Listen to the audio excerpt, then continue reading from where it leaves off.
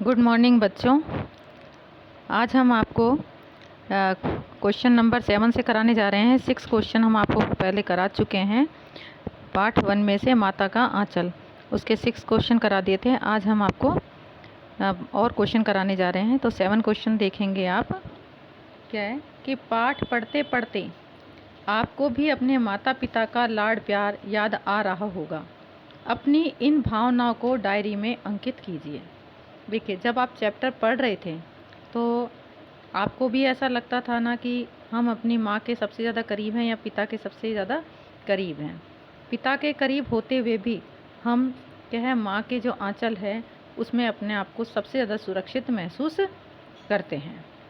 तो उसी के बारे में बताया गया है ये कि मुझे भी मेरे बचपन की एक घटना याद आ रही है जो नीचे वर्णित है, यानी कि जो नीचे लिखी हुई है। क्या है कि मैं आंगन में खेल रहा था। आंगन का मतलब तो आप जानते ही हो। कुछ बच्चे पत्थर फेंककर पेड़ पर फंसी पतंग निकालने का प्रयास कर रहे थे। अचानक एक पत्थर मेरी आंख पर लगा। मैं जोरों से रोने लगा। मुझे पीड़ा से रोता हुआ देखकर माँ भी रोने लगी। फिर माँ और पिताजी मुझे डॉक्टर के पास ले गए। डॉक्टर ने जब कहा डरने की बात नहीं है, तब दोनों की जान में जान आई। यह तो एक घटना बताइए।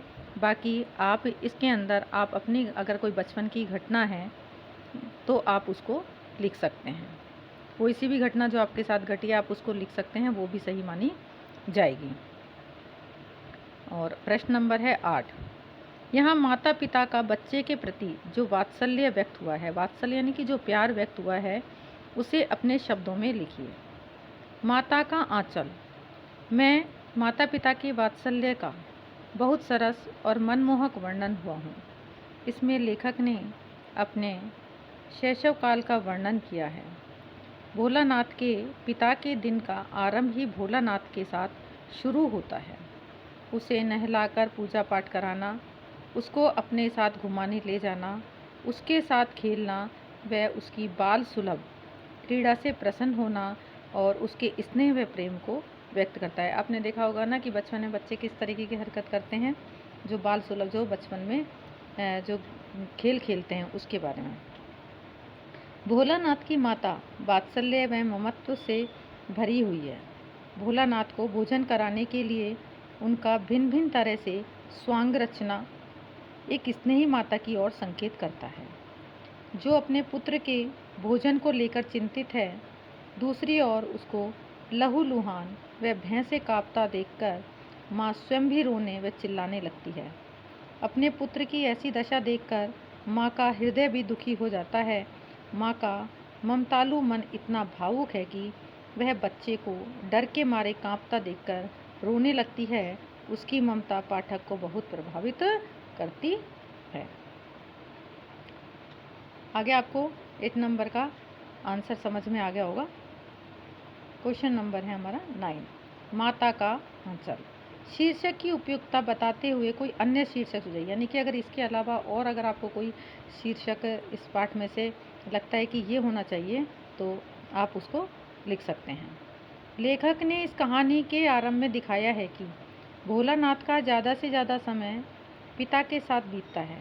कहानी का शीर्षक पहले तो पाठक को कुछ अटपटा सा लगता है, पर जैसे जैसे कहानी आगे बढ़ती है बात समझ में आने लगती है कि इस कहानी में माँ के आंचल की सार्थकता समझने का प्रयास किया गया है। भोलानाथ को माता व पिता दोनों से बहुत प्रेम मिला है। उसका दिन पिता की छत्र छाया में शुरू होता है। पिता उसकी हर क्रीड़ा में सदैव साथ रहते हैं। विपदा यानी कि कोई भी समस्या होती है तो उसमें उसकी रक्षा करते हैं। परंतु जब वह सांप से डरकर माता की गोद में जाता है और माता की जो प्रतिक्रिया होती है वैसी प्रतिक्रिया या उतनी तड़प पिता में नहीं हो सकती। माता उसके भय से भयभीत है, यानी कि उसको जो डर लग रहा था उससे ज़्यादा डरती है। उसके दुख से दुखी है। उसके आँखों से उसके जो आंसू हैं उनसे खिन्न है। वह अपने पुत्र की पीड़ा को देखकर अपनी सुध-बुध खो देती है। वह बस इसी प्रयास में है कि वह अपने पुत्र की पीड़ा को समाप्त कर सके। माँ का यही प्रयास उसके बच्चे को आत्मीय सुख व प्रेम का अनुभव कराता है। उसके बाद तो बात शीशे की तरह साफ हो जाती है कि पाठ का शीर्षक माता का आंचल क्यों उचित है। पूरे पाठ में जो माँ की ममता दिखाई दी है, इसीलिए इस पाठ का यह शीर्षक उचित है। अगर हम दूसरा शीर्षक देना चाहें तो हम दे सकते हैं माँ की ममता। ठीक है। अब है 10 नंबर का प्रश्न हमारा कि बच्चे माता पिता के प्रति अपने प्रेम को कैसे अभिव्यक्त करते हैं। बच्चे माता पिता के प्रति अपने प्रेम की अभिव्यक्ति कई तरीके से करते हैं। माता पिता के साथ विभिन्न प्रकार की बातें करके अपना प्यार व्यक्त करते हैं।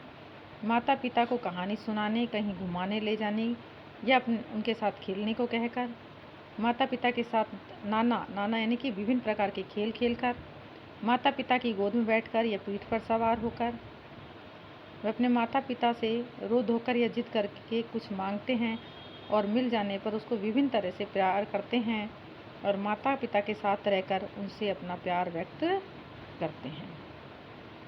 ठीक है, तो आपको ये इतना समझ में आ गया होगा। फिर 10 क्वेश्चन हैं, आप 10 क्वेश्चन कर लीजिए। 7, 8, 9, 10 4 क्वेश्चन आपको करने हैं।